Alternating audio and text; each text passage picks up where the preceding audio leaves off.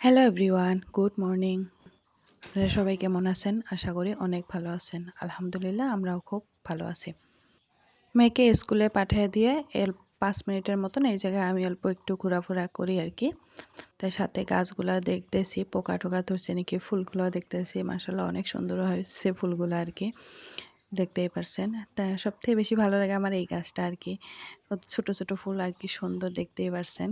অনেক ভালো লাগে। তো ফুল একটা ছিঁড়ে নিলাম, নিয়ে কানে দিয়ে একটু রং-ঢং করলাম আরকি। যাই হোক, কেউ মাইন্ড করবেন না। এমনি আমাকে একটু ভালো লাগে। কিন্তু আমি ফুল ছাড়া অত একটা ভালো পাই না। কিন্তু কেন বা আজকে মনে হলো ফুলটা ছাড়া, আরেকদিনও আমি ছিঁড়ছি, কিন্তু আমি ফুল ছাড়া ভালো পাই না। এই ফুলটার নাম কি সবাই জানাবেন তো? তো এই গাছগুলা দেখে টেখে আসার পরে আমি আর আমার হাসব্যান্ড চা খাইতেছি আর কিবা গল্প করতেছি আর হাসতেছি।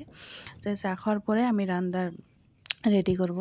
তো এখানে হলো পটল নিচ্ছি, পটল ভাজি বানাবো, ডাল, বড়া, ডাল ভর্তা, সয়াবিন। চটফট করে রান্নাটা ক্লিয়ার করি।